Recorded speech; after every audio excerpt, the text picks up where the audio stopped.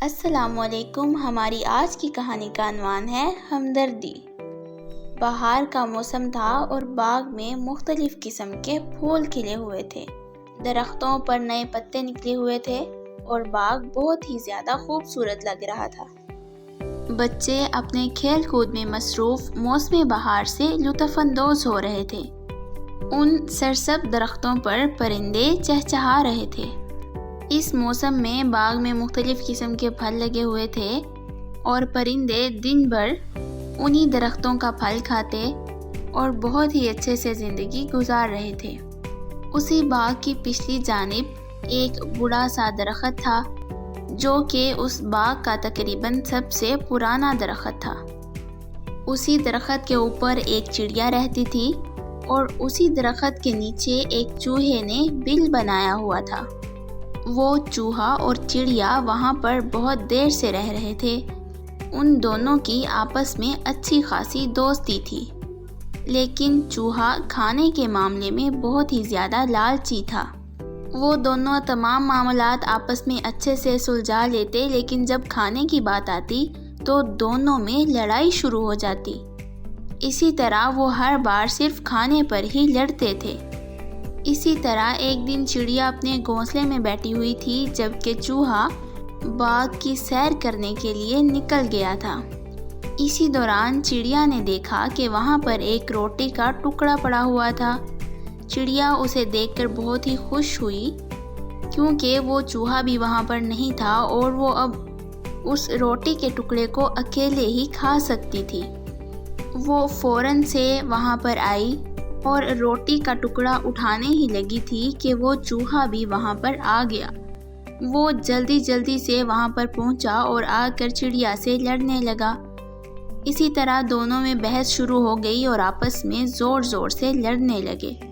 چڑیا نے بولا کہ پہلے میں نے یہ ٹکڑا دیکھا ہے تو اسے میں ہی کھاؤں گی، لیکن چوہا بھی بہت ضدی تھا، وہ بھی یہ کہنے لگا کہ یہ تو میں کھاؤں گا۔ بجائے اس کے کہ وہ دونوں اس کو بانٹ کر کھا لیتے، آپس میں لڑنے لگے۔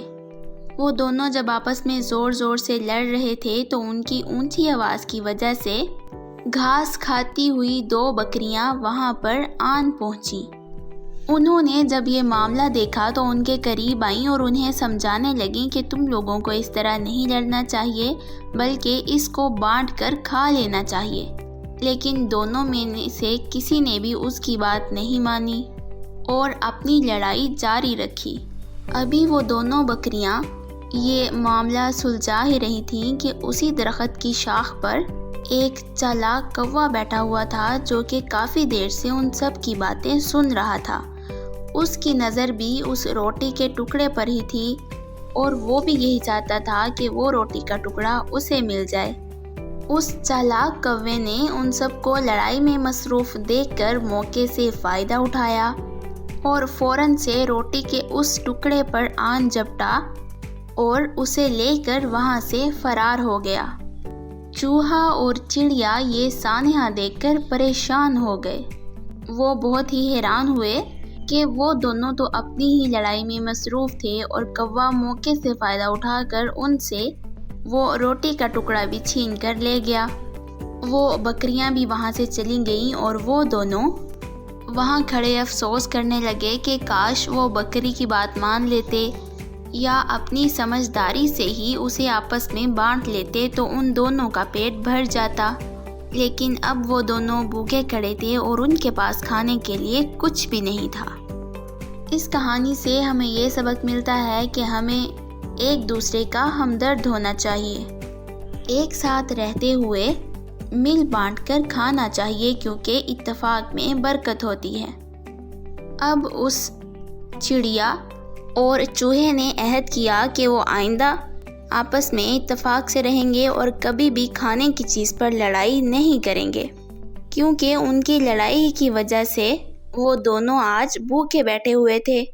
ہمیں بھی چاہیے کہ جب ہمارے پاس بھی کوئی چیز ہو تو اسے مل بانٹ کر کھائیں اور دوسروں کے ہمدرد بنیں۔